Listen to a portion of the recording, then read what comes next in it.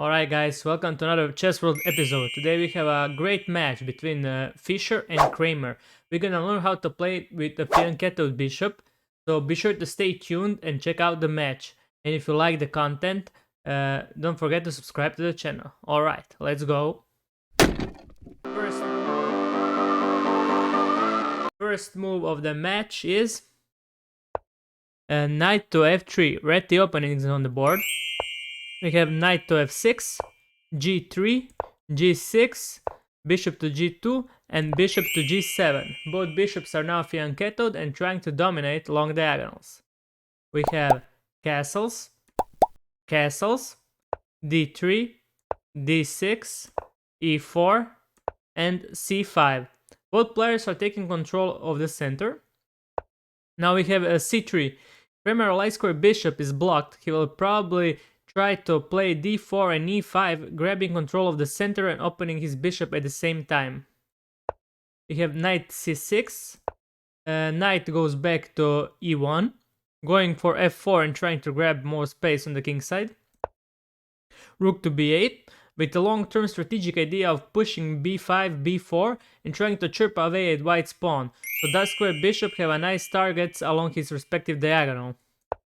So we have f4, knight to e8, bishop to e3, bishop to d7, knight to d2, and b5. Fischer is going trying to grab some space on the queen side. e5. Kramer is challenging the center, trying to close dark square bishop. As we can see, this whole game will be strategic battle between opening and closing fianchettoed bishops. So d takes e5, bishop takes c5, e takes f4, rook takes f4.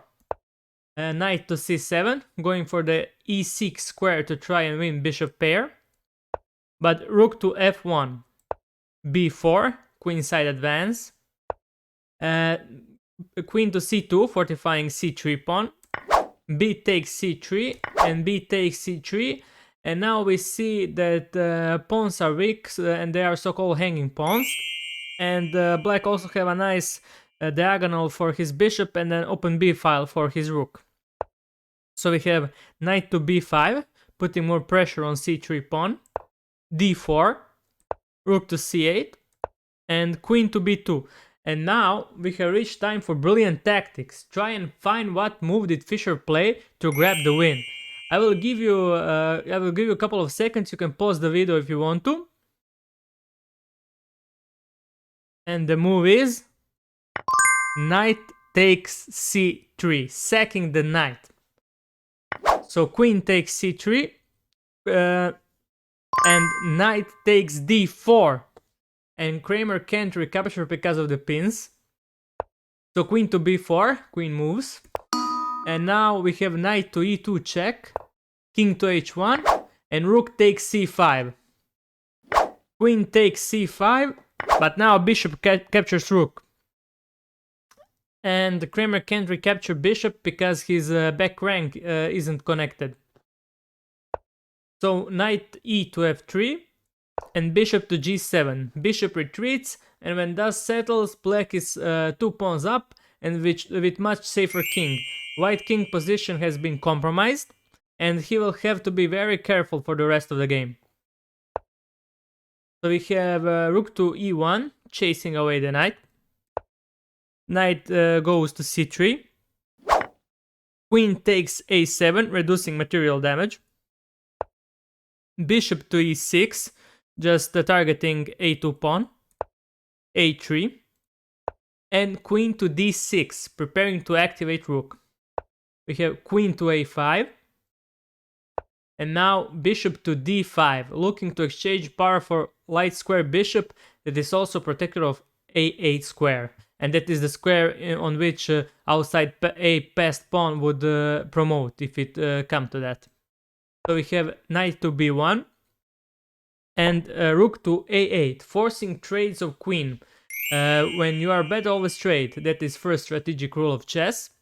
A queen doesn't have anywhere to go except to b4, and now trades will occur. So queen takes queen, pawn takes queen.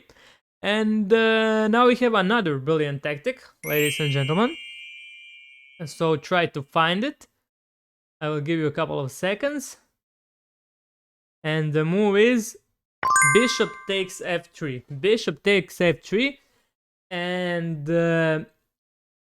so if white recaptures with the bishop, rook will drop down and attack and pin the knight to the white's rook, losing a piece. So Kramer decided to take the knight, but after he takes the knight, this is also losing a piece to the bishop that takes bishop with a check.